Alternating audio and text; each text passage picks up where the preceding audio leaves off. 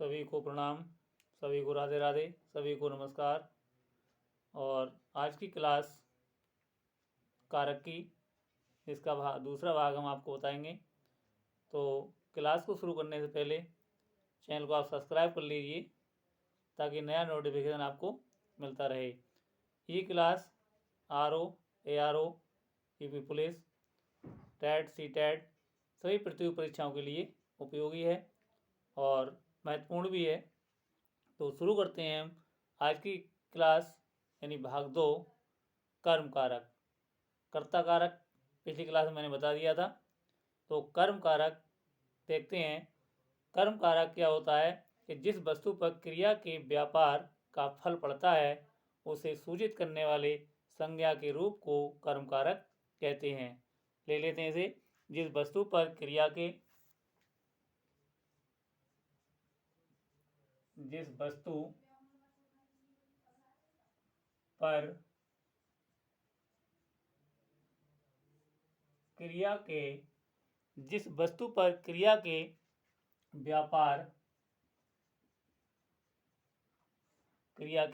व्यापार का फल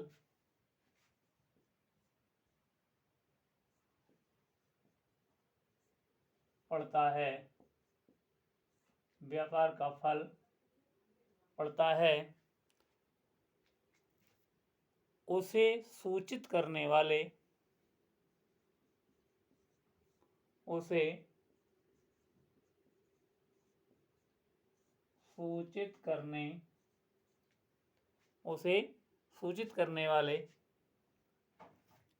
संज्ञा के रूप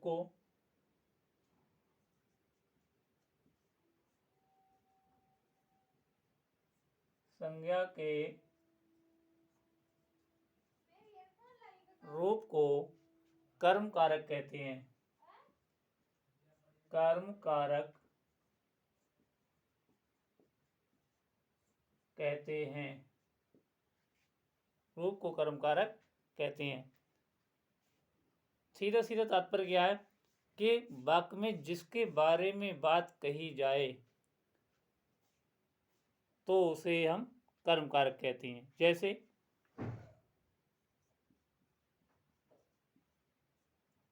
जैसे राम पुस्तक पढ़ता है, राम पुस्तक पढ़ता है। तो किसके बारे में बात हो रही है? पुस्तक पढ़ी जा रही है। तो पुस्तक में क्या हो जाएगा? कर्म कारक। कर्म कारक किस में होगा? पुस्तक में। तो जिसके बारे में बात कही जाए तो वहां पर कर्म कारक होता है। इसके कुछ स्मरणीय बिंदु हैं। स्मरणीय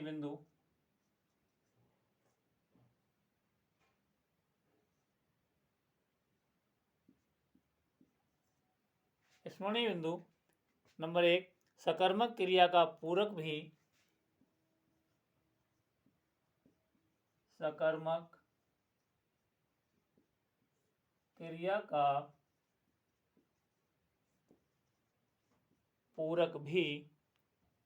कर्म कारक होता है।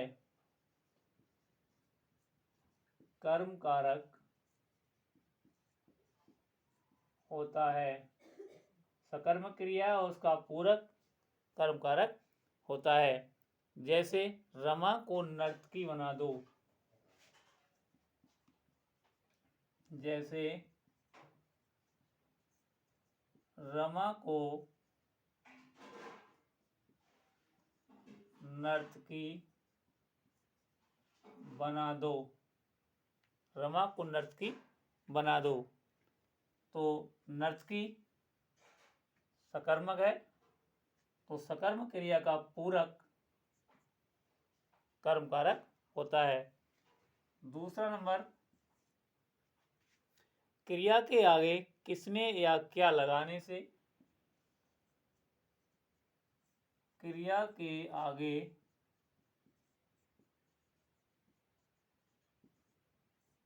किसने या क्या लगाने से, किसने या क्या लगाने से जो उत्तर मिलता है, जो उत्तर मिलता है वही कर्म कारक होता है, वही कर्म कारक होता है, वही कर्म कारक होता है। जैसे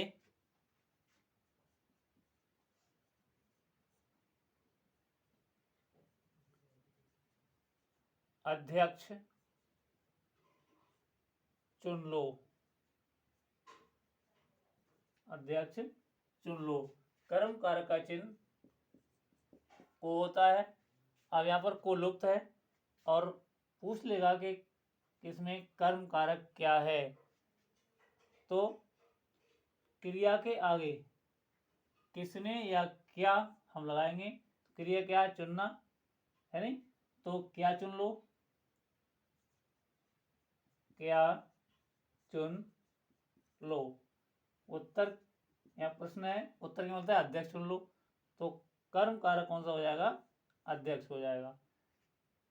को यहाँ पर लुप्त है, तो इसका जानने के लिए हम क्रिया के आगे किसने या क्या लगा देते हैं, और किसने या क्या लगाने पर जो उत्तर मिलता है वही कर्म कारक होता है। तीसरा नंबर है,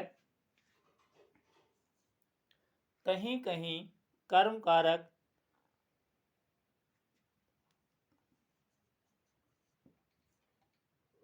कहीं कहीं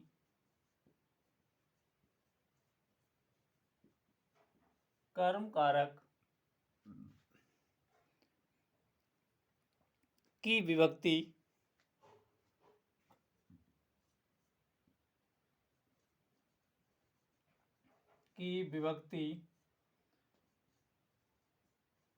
चिन्ह को लुप्त देखा जा सकता है, लुप्त देखा जा सकता है। मतलब क्या है कि कहीं कहीं को चिन्ह जो विभक्ति चिन्ह है कर्म कारक का वो नहीं पाया जाता है। जैसे मैंने अभी ये वाक्य लिखा कि अध्यक्ष को चुन लो, तो को यहाँ पर लुप्त है। ऐसे दूसरा वाक्य, मैं रोटी खाता हूँ, मैं रोटी खाता हूँ, है नहीं, तो यहाँ पर को चिन्ह लुप्त है। क्या खाता हूँ, रोटी, उत्तर मिला क्या, रोटी, तो रोटी क्या यहाँ पर कर्म कारक है, रोटी क्या हो जाएगी, कर्म कारक। को व्यक्ति चिन्ह जब लुप्त होगा तो हम क्या करते हैं, किसने या को लगा देते हैं क्रिया से पहले, तो उसका जवाब हमें जो मिलता है वही कर्म कारक होता है। नंबर तीसरा देखते हैं अब,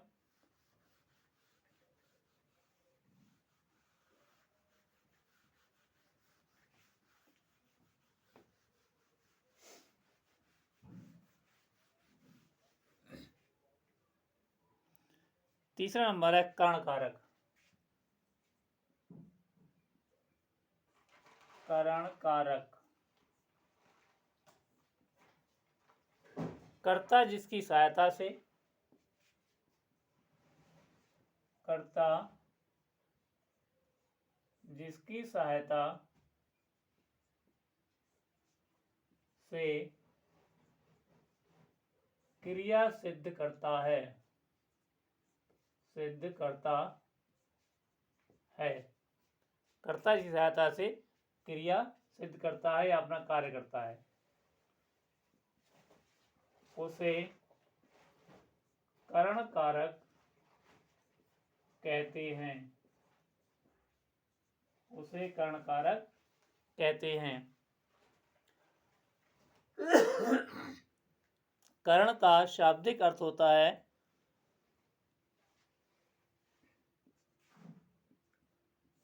कर्ण का शाब्दिक अर्थ होता है शाब्दिक अर्थ होता है सहायक या साधन। सहायक या साधन। कहने का मतलब कि कर्ता जिसकी सहायता से अपना काम करता है या जिस साधन से अपना काम करता है तो उसमें कर्ण कारक होता है।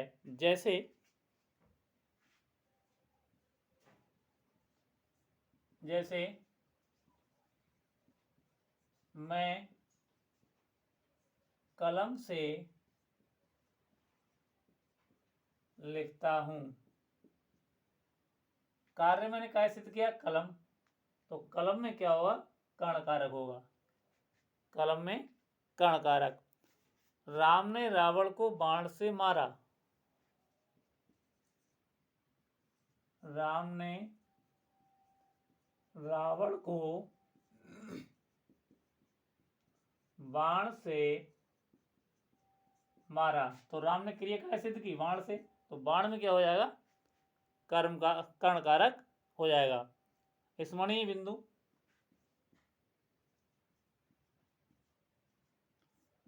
स्मरणीय बिंदु क्या है? कर्मवाच्य में कर्ता कर्ण कारक में रहता है। कर्मवाच्य में कर्ता कर्ण कारक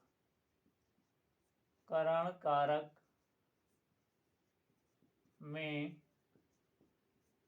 रहता है। ऐसा वाक्य जो कर्मवाच्य का हो तो उसमें कर्ता कर्ण कारक में रहता है। जैसे हाथ से फल तोड़ा गया। जैसे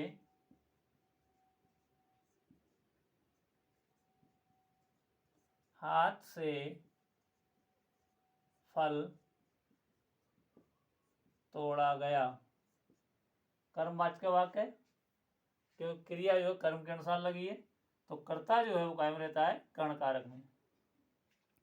दूसरा है कार्य कारण संबंध में भी। कार्य कारण संबंध में भी कार्य कारण संबंध में भी कर्ण कारक होता है। कर्ण कारक होता है। जैसे कार्य और कारण के संबंध में भी कर्ण कारक होता है। जैसे सूत से कपड़ा बना।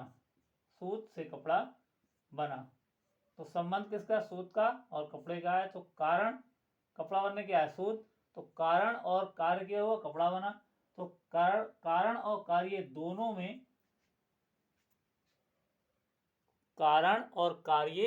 दोनों में कर्ण कारक होता है। नंबर 4 संप्रदान। संप्रदान कारक जिसके लिए काम किया जाता है। जिसके लिए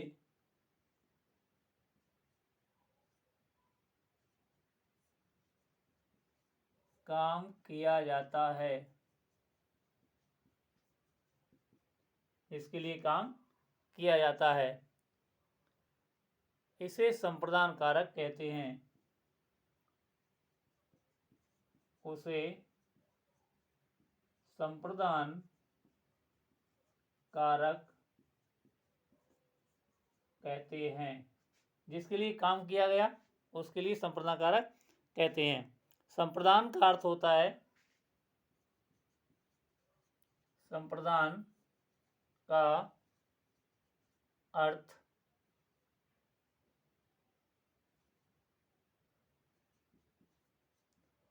होता है देना। अर्थ होता है देना। तात्पर्य क्या? जब किसी को कोई वस्तु देकर कार्य किया जाए तो वहाँ संप्रदान कारक होता है।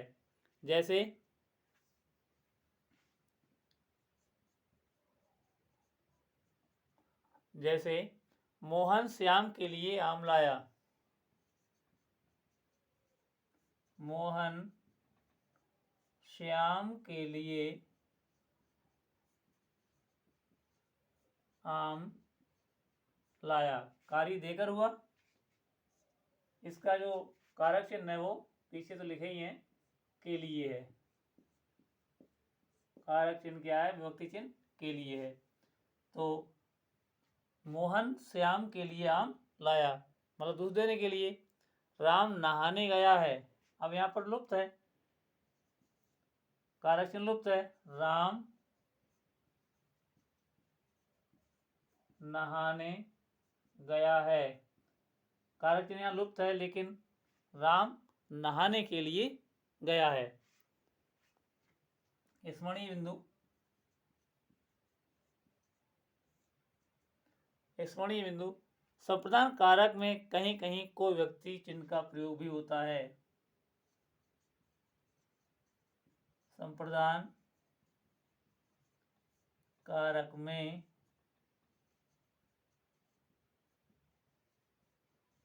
कहीं कहीं को विभक्ति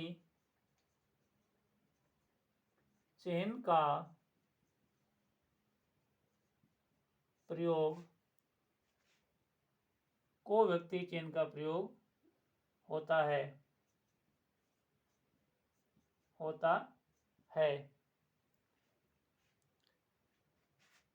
को का चिन्ह कब प्रयोग होगा? जब कर्म हमारा निर्जीव होगा। कर्म के निर्जीव होने पर को व्यक्ति चिन्ह का प्रयोग हम करते हैं। जैसे राम को पुस्तक दो, तो पुस्तक क्या? निर्जीव है। मोहन को मिठाई दो, तो मिठाई क्या है? निर्जीव है। तो जब निर्जीव कर्म होगा तो वहां को का हम प्रयोग करते हैं। दूसरा नंबर क्या कहता है? संप्रदान कारक में कहीं को चिन्ह छिपा रहता है। संप्रदान कारक में कहीं को चिन्ह छिपा रहता है। जैसे मोहन पढ़ने गया है, मोहन पढ़ने गया है, तो पढ़ने को गया है या के लिए गया है? तो यहाँ कारक चिन्ह छिपा हुआ है, दोनों कारक चिन्ह इसमें क्या है? छिपे हुए हैं। पढ़ने गया है या फिर पढ़ने के लिए गया है।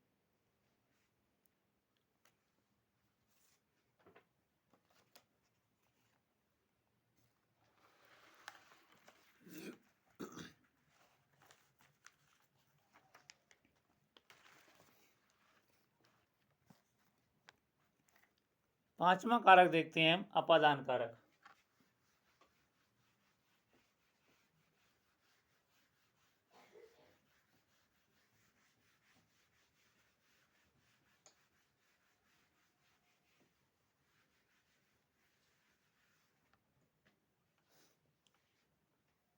पांचवा नंबर है अपादान कारक। अपादान कारक संज्ञा या सर्वनाम का वह रूप,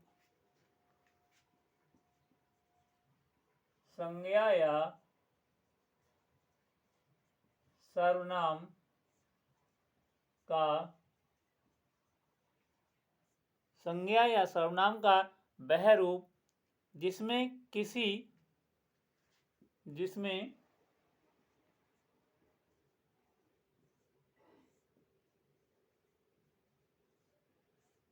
किसी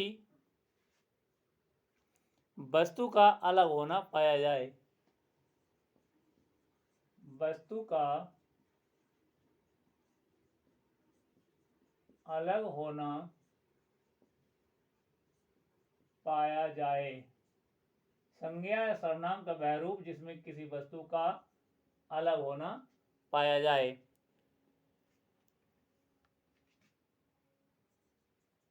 वहाँ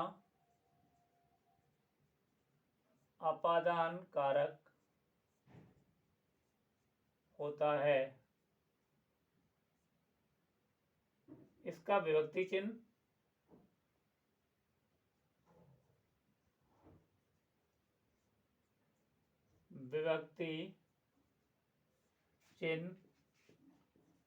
से द्वारा है। कर्ण में से द्वारा नहीं, अलग होने पर, से अलग होने पर, अलग होने पर। कर्ण में द्वारा और इसमें अलगाव की स्थिति होती है। कर्ण में लगाव की और इसमें अलगाव की स्थिति पाई जाती है। दूसरी भाषा में हम कह सकते हैं कि जब कोई वस्तु अपने आधार से अलग होती है तो उस आधार में अपादान कारक होता है। जैसे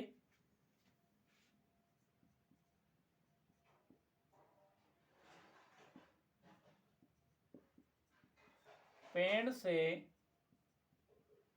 पत्ता गिरा, तो पेड़ का आधार क्या था, पत्ते का आधार क्या था, पेड़, और पेड़ से पत्ता अलगाव हुआ यानी अलग हुआ, तो यहाँ पर पेड़ में क्या हो गया, हमारा अपादान कारक हो गया।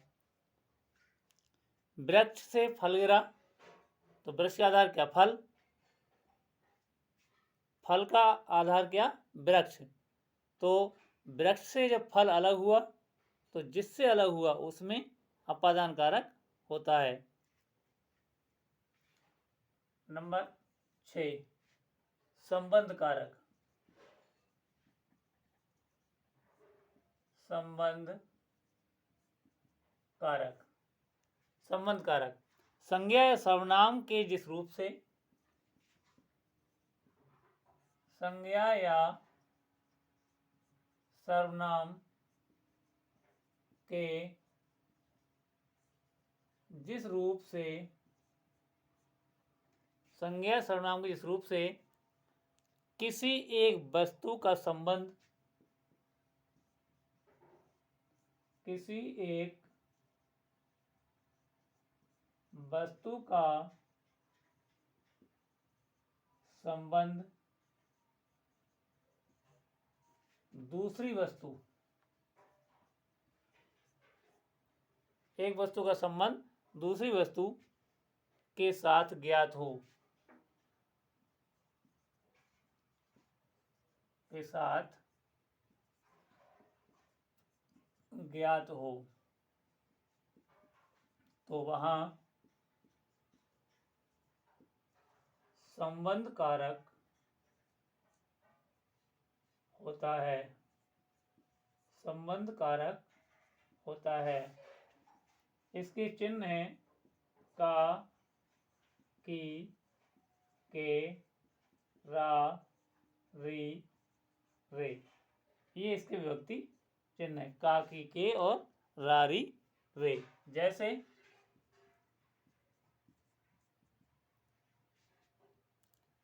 जैसे भारतेंदु श्रेष्ठ नाटककार हैं, नहीं, भारतेंदु के नाटक श्रेष्ठ हैं। भारतेंदु के नाटक श्रेष्ठ या अच्छे हैं, श्रेष्ठ हैं। तो भारतेंदु में और नाटकों में संबंध स्थापित है। ऐसे ही अमर का घर अच्छा लगता है, अमर का घर अच्छा लगता है, तो अमर के और घर में क्या है, संबंध है। काकी के विभक्ति चिन्ह आ गए। तो यहाँ पर संबंध है दोनों में, जब संबंध होगा तो वहां पर संबंध कारक होता है। 7वां नंबर देखते हैं, अधिकरण।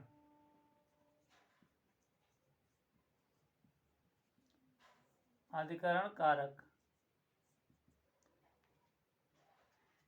क्रिया के आधार को सूचित करने वाला, क्रिया के आधार को सूचित करने वाला, सूचित करने वाली लिखो, क्रिया के आधार को सूचित करने वाली संज्ञा या सर्वनाम,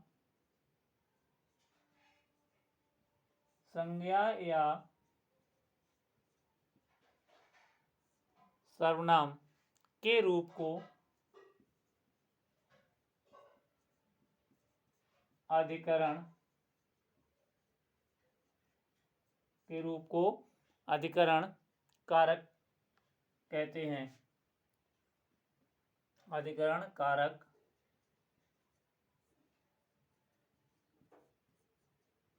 कहते हैं। जैसे इसका चिन्ह, इसका विभक्ति चिन्ह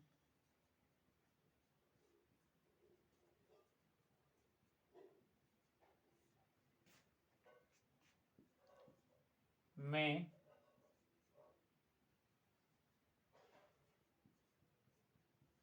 पे और पर होता है, में पे पर होता है। उदाहरण देखो, जैसे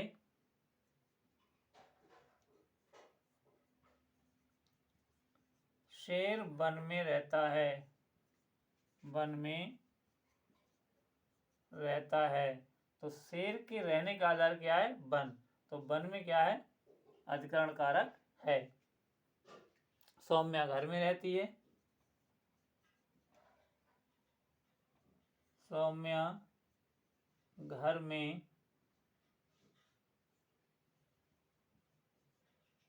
रहती है, तो यहाँ पर घर क्या हो जाएगा? अधिकरण, आधार है रहने का, तो अधिकरण हो जाएगा। और अंत में देखते हैं अब 8वां, संबोधन कारक।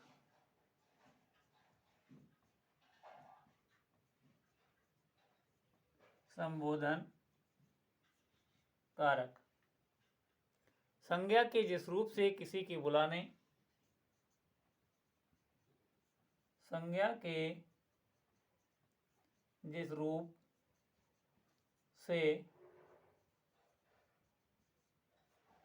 किसी के बुलाने, संज्ञा के जिस रूप से किसी के बुलाने या पुकारने का, पुकारने का संकेत,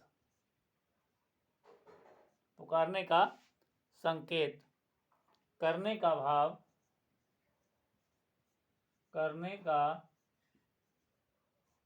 भाव प्रकट हो, प्रकट हो, तो उसे संबोधन कारक कहते हैं। संबोधन कारक कहते हैं।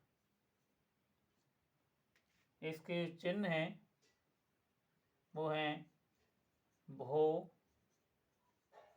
हे, अरे। भो, हे, अरे आदि क्या है इसके चिन्ह है। जैसे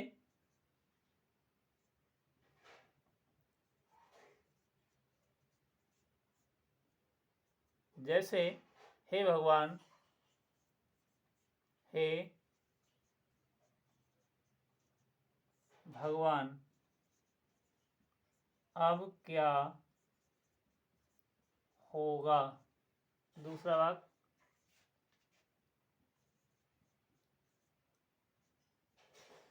शाबाश।